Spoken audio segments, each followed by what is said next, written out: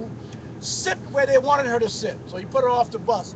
This particular day, she sit in a section where half of the bus was for black people and the other part was for white folks.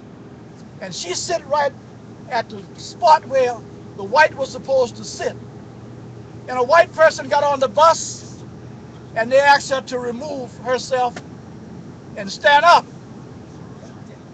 And she refused to do this. They called the police and arrested her. She went to jail. It was 3 ladies who was a member of an auxiliary who called E.D. Nixon. E.D. Nixon was a Pullman porter. E.D. Nixon was the president of the local NAACP chapter in Montgomery, Alabama. E.D. Nixon went to and borrowed Mrs. Park out of jail.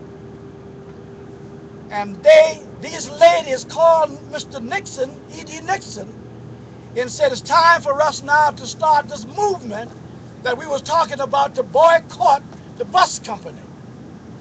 Well, you're talking about a situation where everybody who worked and stuff had to ride the bus. So this was a monument thing to take place at this particular time. So what they decided to do is to have a meeting. A meeting was called within the next 2 days.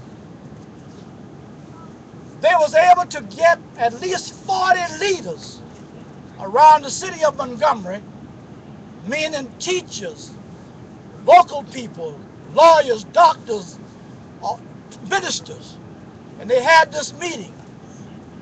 E.D. Nixon, being the president of the NAACP, was the head person in charge. They had the meeting, and then Mr. Nixon had to leave to go on an assignment. And he got a minister to chair the meeting for him.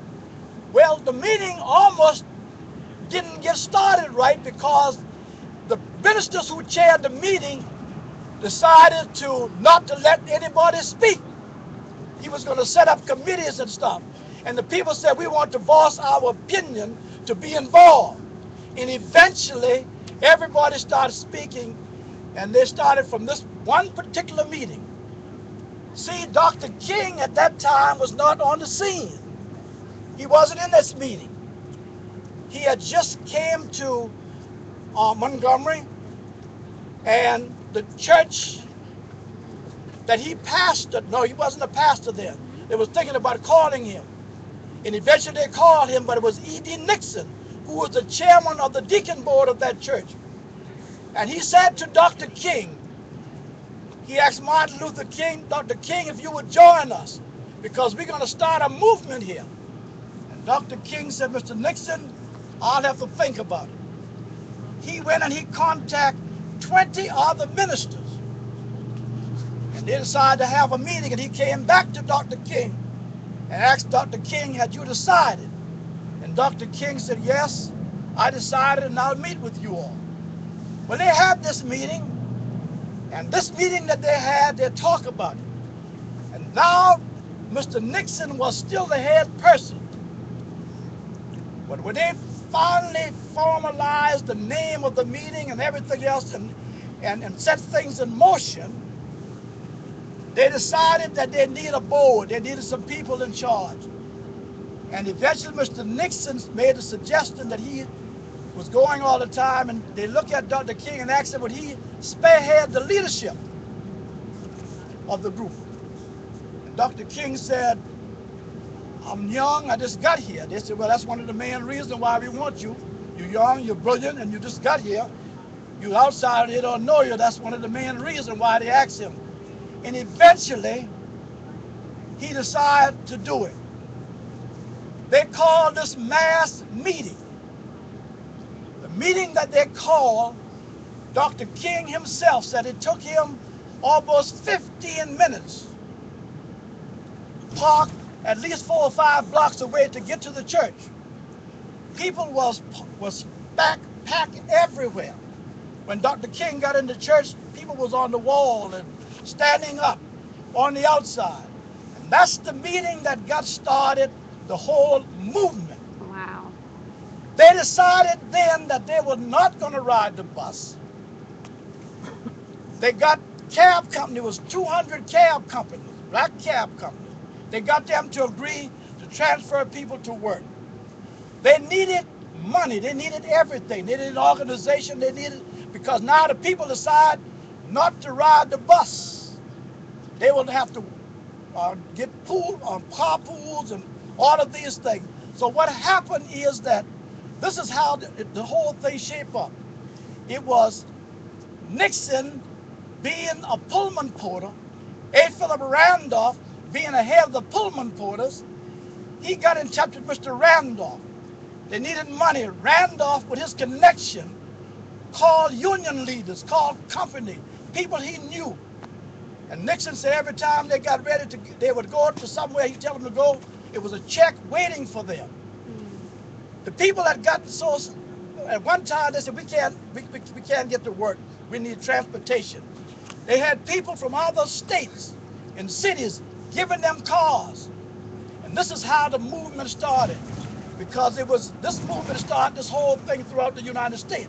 Because now everybody, the vision was on what was happening in Montgomery. The key thing was this.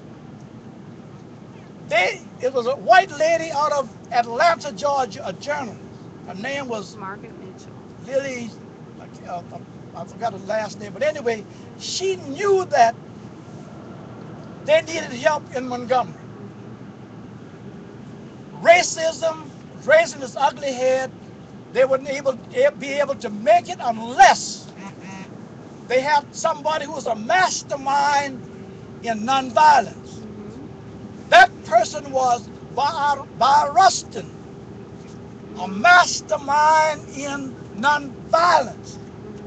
The reason why he was so good because he went to India. He went to meet Mahatma Gandhi, who got killed just before Rustin got there.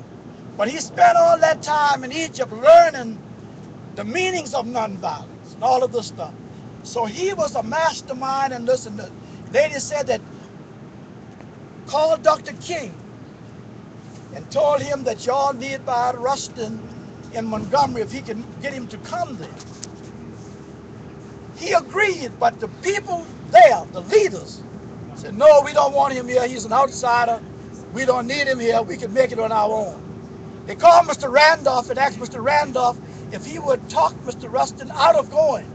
And Randolph said that that's who y'all need there. A long story short, he came to Montgomery.